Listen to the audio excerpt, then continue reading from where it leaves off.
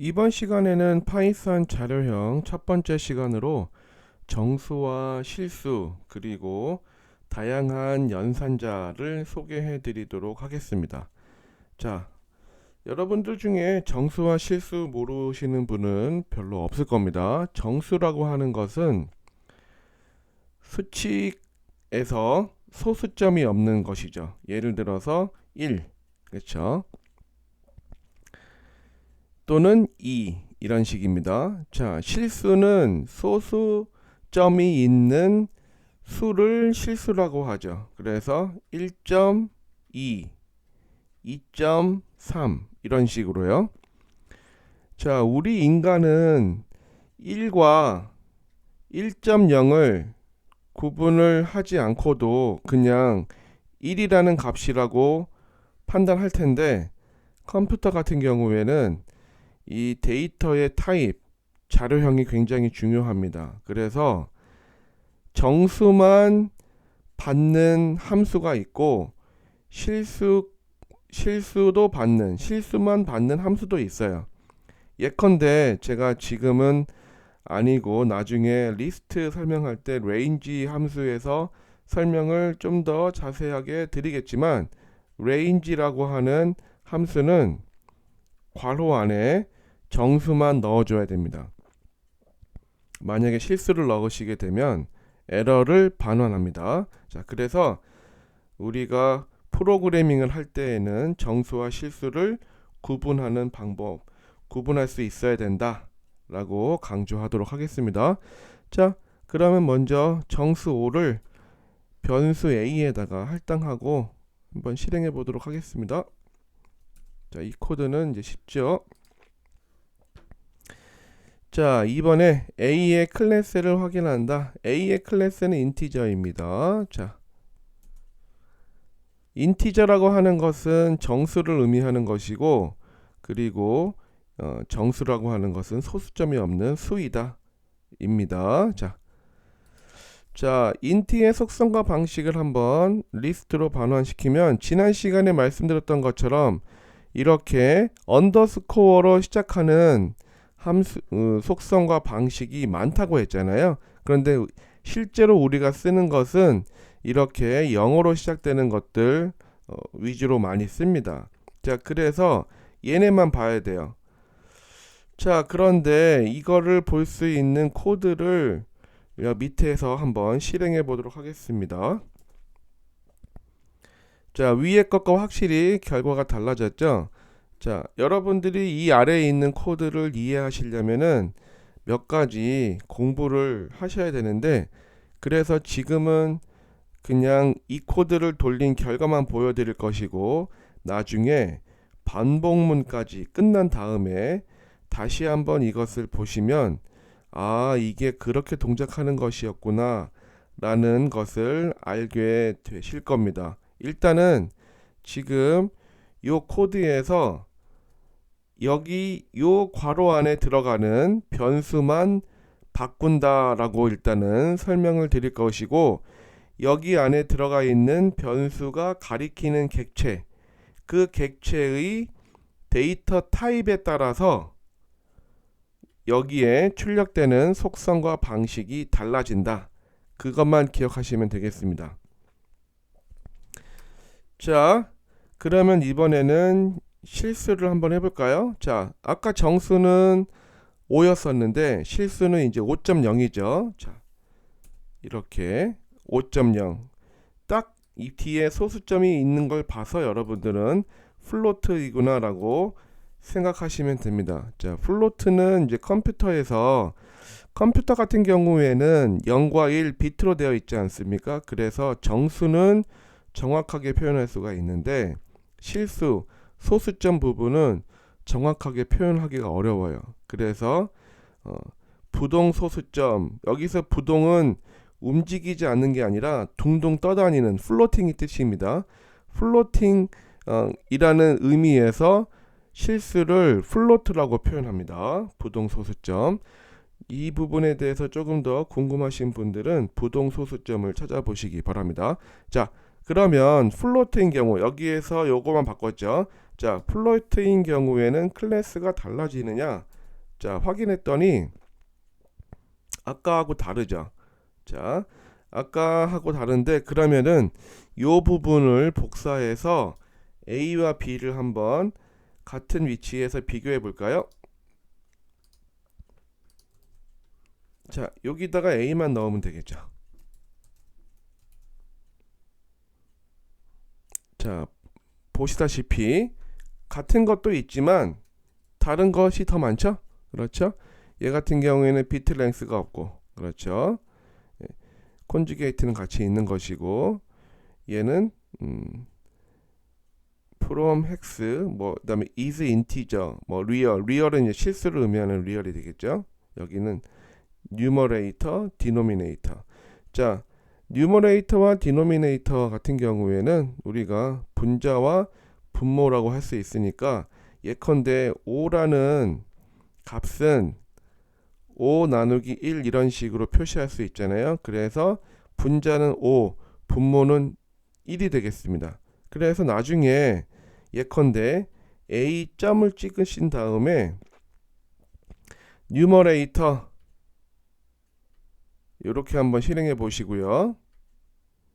A 점 찍으신 다음에 디노미네이터 이렇게 한번 찍어 보시면은 각각 분자와 분모를 보여줄 겁니다. 자, 요거는 여러분 스스로 해보실 것이라고 생각을 하고 넘어가도록 하겠습니다.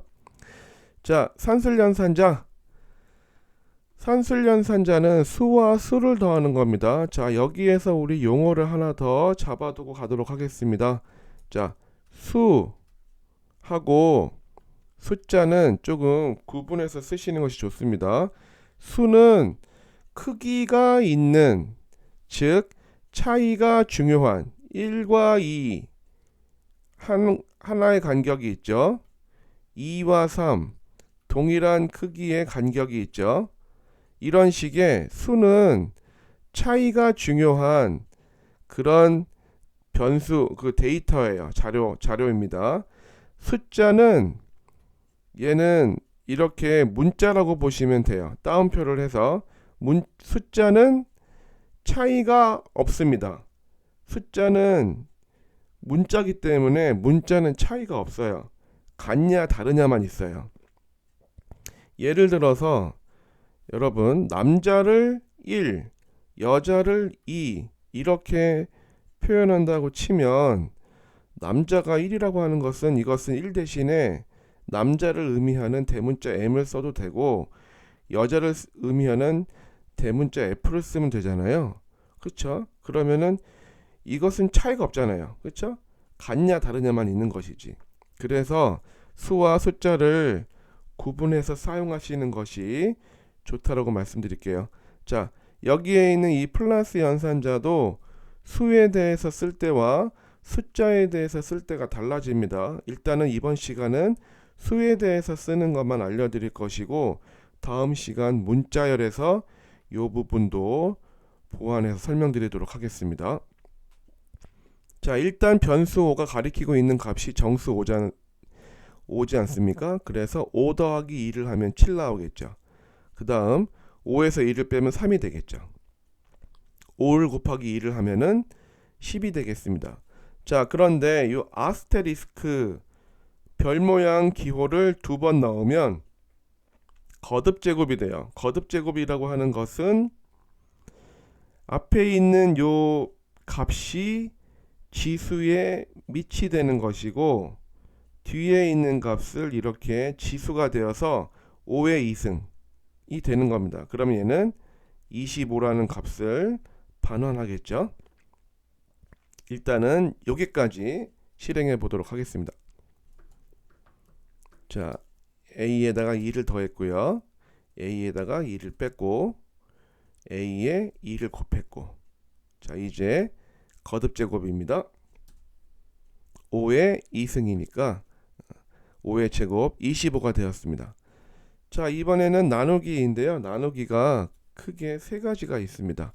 첫 번째 슬래시만 하게 되면은 5 나누기 2가 되기 때문에 얘는 2.5라는 값을 반환합니다. 그런데 여기에 퍼센티지라고 하는 기호는 어떤 동작을 하냐면 A를 2로 나눈 나머지를 반환해요. 자, 우리 어렸을 때 이렇게 이런 식으로 산수 문제를 풀지 않습니까? 그러면은 얘가 나머지고요. 그쵸? 얘가 몫이 되겠죠? 자, 그래서 요것을 실행하게 되면은 나머지 1이 나오고 얘를 실행하게 되면 몫인 2를 반환하는 겁니다. 자, 그렇기 때문에 우리가 나머지를 나누기를 실행했을 때 실제로 나눈 값을 얻거나 나머지를 얻거나 몫을 얻거나 여러분들이 필요한 상황에 따라서 이 기호를 그때그때 쓰시면 되겠습니다. 자, 실행을 한번 해볼까요? 얘는 이렇게 2.5가 나왔고요. 얘는 1이고 이 코드는 2가 나옵니다. 자, 산술연산자는 어렵지 않죠? 하지만 산술연산자는 굉장히 중요합니다. 나중에 데이터 분석을 할 때 데이터를 이런 식의 저런 식의 산술연산을 실행할 수가 있을 텐데 그때 지금 알려드린 요 연산자를 사용하게 되겠습니다. 자, 할당연산자, 우리 이미 할당연산자는 배우긴 했습니다. 자, A라는 값은 현재 5를 가리키고 있었는데 거기에 6이라는 정수를 다시 할당하게 되면 이제 A가 5에서 6으로 바뀌게 되겠죠. 자, 그런데 이런 연산자가 있습니다. 자, 얘는 어떤 의미냐면요. A에다가 1을 더한 값을 A에 재할당해라 그 뜻이에요. 제가 지난 시간에도 강조했지만 여기에 있는 요 등호는 같다라는 의미가 아닙니다. 수학식에 같다라는 의미가 아니에요. 이게 만약에 수학식에 같다라는 의미라고 한다면 이거 말이 안 되는 겁니다. 그쵸? 어떤 수에다가 1을 더한 게 어떤 수랑 같다? 말이 안 되는 거죠. 그쵸? 그래서 어떤 수에다가 1을 더한 값을 A에다가 넣는다 이렇게 화살표 방향으로 이해하시면 좀 편리해요. 자, 그런데 파이썬에서는 이것을 좀 더 간단하게 표기하기 위해서 A에 더하기 등호 1 이런 식으로 표기하게 되면은 모습이 좀 이상하네요. 자, 더하기 등호 1을 하게 되게 되면은 A라는 변수에 1을 더하고 할당한다 이렇게 이해하시면 돼요. 그러면은 현재 A는 6이었다가 이 코드를 거치고 나면 A는 7이 돼 버립니다. 자, 그 다음 똑같아요. 이번에는 B라고 하는 것은 5.0이었지 않습니까? 5.0에다가 2를 빼서 B에다가 재할당이니까 얘는 3.0이 되는 것입니다. 자, 실행하겠습니다. 자, 6이고요. 이제 6에다가 1 더해서 재할당했으니까 7. 자, 5.0에서 2를 뺐으니까 3.0이 되겠습니다. 자, 여기까지는 어렵지 않죠? 자, 이번에는 비교 연산자를 알려드리도록 하겠습니다. 자, 아직 우리가 불이라고 하는 것을 배우지 않았지만 다음 시간에 알려드리겠습니다. 불이라고 하는 데이터 타입이 있어요. 파이썬에는. 그래서 파이썬의 불은 두 가지입니다. true이거나 false이거나. 자, 불은 영어로 이렇게 씁니다. B-O-O-L. 자, 불이고요. 불은 값이 두 가지입니다. true 또는 false. 이것이 우리가 알고 있는 참과 거짓이 됩니다. 그리고 이 참과 거짓을 우리 수학에서는 truth value라고 하죠. 진리값. 자, 다음 시간에 한 번 더 말씀드리겠지만 지금 말씀드리고 다음 시간에 리마인드 하시기 바랍니다. true와 false는 파이썬 내부적으로는 정수 1, 정수 0이라는 값을 가져요. 자, 그래서 true는 1이고 false는 0이다. 거기까지 같이 이렇게 기억하시면 아주 좋겠습니다. 자, 그러면 현재 A는 값이 7이니까 7이 4보다 크다. 그쵸? 초과다. 그러면 이 조건을 만족하죠. 비교해서. 그쵸? 두 개를 비교해서 만족하죠. 만족하니까 얘는 true가 됩니다. 얘는 true가 되고요. 자, 크거나 같다. 이것도 만족하죠. true가 됩니다. 자, 작다는 만족하지 않죠. 얘는 false가 돼요. 작거나 같다도 false가 됩니다. 자, 일단은 여기까지 한번 해볼까요? 자, 요걸 실행했던 true, 밑에 것도 true. 하지만 부호가 바뀌어서 작다라고 했을 때에는 false, 작거나 같다도 역시 false가 되겠습니다. 자, 그러면 아까 등호 하나가 같다가 아니라고 했으니까 같다 표현은 어떻게 하느냐? 이런 식으로 표현합니다. 등호 두 개. 등호 두 개를 쓰면은 같다가 되고요. 등호 앞에 이렇게 느낌표 등호를 하게 되면 다르다가 되는 겁니다.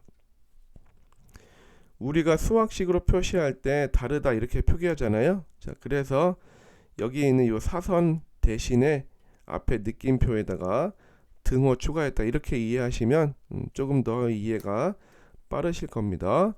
자, 얘를 실행했더니 얘는 당연히 다르기 때문에 false가 될 것이고요. 얘는 다르기 때문에 true가 될 것입니다. 자, 이렇게 두 개의 수치를 크기를 비교해서 true나 false를 리턴하는 것을 비교 연산자라고 합니다.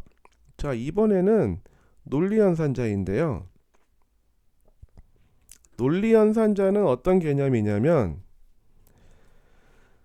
자, 방금 봤었던 진리값 있지 않습니까? true 또는 false.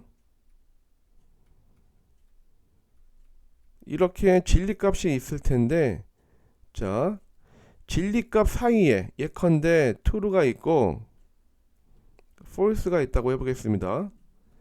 진리값 사이에 논리 연산자가 옵니다. 그리고 이 논리 연산자는 왼쪽에 있는 진리값과 오른쪽에 있는 진리값을 고려해서 이것에 맞는 truth value, true나 false를 반환하는 역할을 합니다. 자, 그런데 이 논리 연산자는 세 가지가 있어요. 크게 세 가지가 있습니다. 논리 곱이 있고, 논리 합이 있고, 논리 부정이 있습니다. 여기에 이제 프로그래머라고 한다면 베타적 논리합이라고 하는 XOR도 이제 아셔야 될 텐데, 우리가 이제 파이썬으로 데이터 분석할 때에는 XOR까지는 알지 않아도 되는 것 같습니다. 자, 일단은 논리 곱은 AND 연산자를 씁니다. 논리 곱은, 논리 합은 OR을 쓰고요. 논리 부정은 NOT을 씁니다. 자, 논리 곱은 왼쪽과 오른쪽에 둘 다 true일 때만, true이고, 나머지 둘 중에 하나라도 false가 있으면 false를 반환합니다. 논리합은 둘 중에 하나라도 true면 true고, 둘 다 false이면 false가 되는 거예요.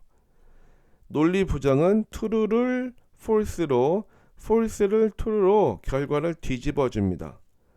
이걸 조금만 그림으로 한번 그려볼까요? 자, 예를 들어서 true가 있고요. 제가 이거를 다 쓰게 되면 좀 길어지니까 대문자 하나씩만 쓰도록 하겠습니다. 자, F 얘는 T F. 자, 이랬을 때 AND 연산을 하게 되면은 둘 다 true이기 때문에 얘는 true예요.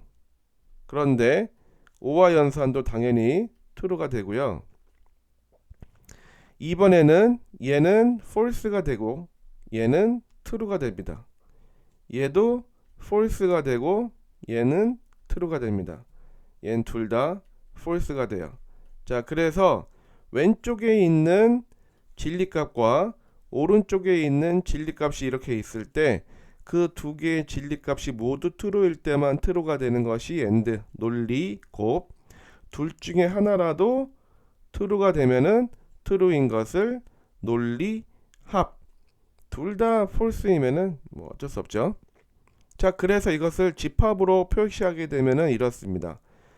왼쪽에 있는 집합과 오른쪽에 있는 집합에서 둘 다 일치하는 이 부분, 이것이 바로 논리곱이에요. 그래서 논리곱은 교집합이라고 표현할 수 있습니다. 자, 그 다음 논리합은 둘 중에 아무거나 하나 들어가 있으면 되는 것이니까 얘는 합집합이 되는 거예요.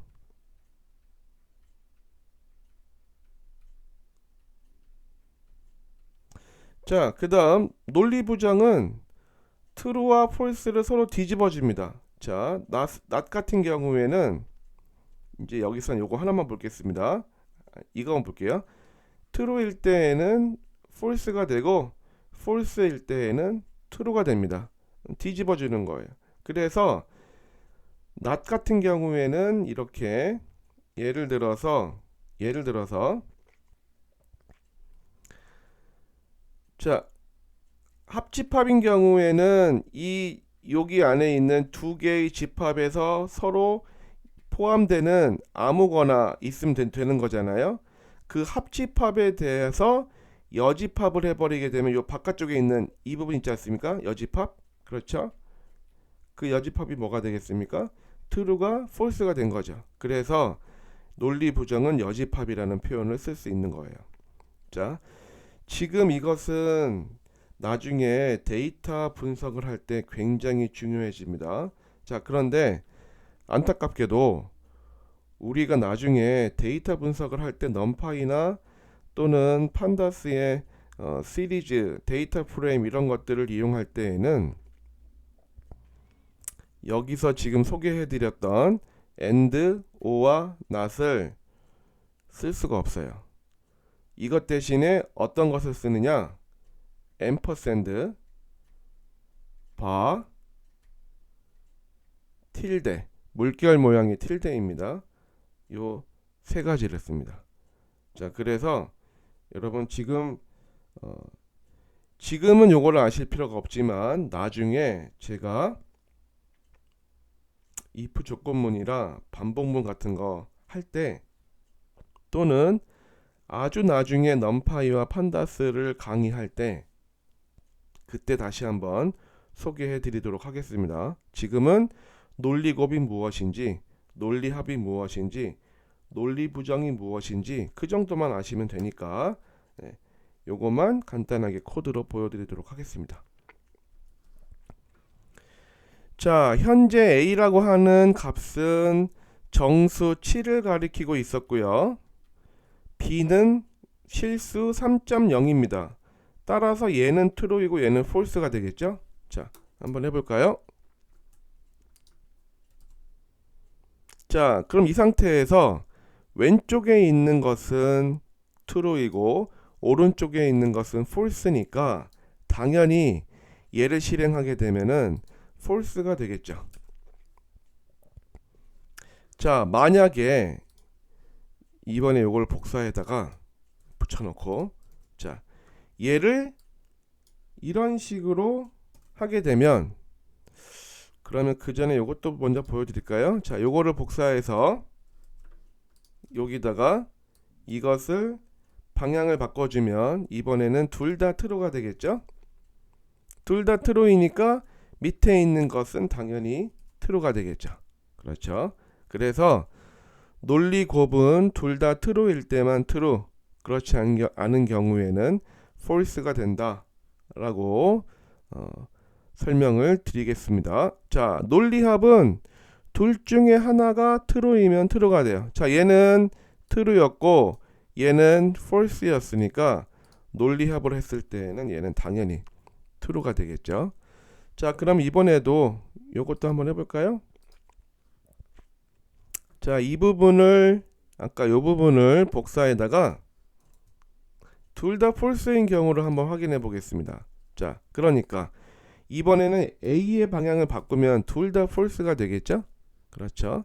자, 그러면 이번에는 이것도 앞에 있는 놈의 방향을 바꾸게 되면은 둘 다 false이니까 논리 합의라 하더라도 둘 다 false인 경우에는 이렇게 false가 된다. 이해하실 수 있겠죠? 어려운 거 아닙니다. 자, 이번에는 여기 있는 이 부분에 대해서 먼저 실행하는 겁니다. 괄호는 연산자에서 가장 우선순위가 높아요. 그래서 얘를 먼저 실행을 하는데 얘가 뭐였습니까? 아까 true였죠? true를 not이라고 하는 연산자를 통해서 논리 부정을 실행해주면 true가 false가 되는 거죠. 이렇게. 자, 마찬가지로 이번에는 이거를 더해서 이번에는 이렇게 하듯이 얘 방향을 바꿔주겠습니다. 그러면은 이것이 이 괄호 안이 false였으니까 얘가 true가 돼버리는 겁니다. 자, 이때 이게 무슨 의미인지 모르실 텐데요. not은 or라는 연산자보다 더 우선순위가 높아요. 그래서 만약에 여기서 괄호를 없애주잖아요.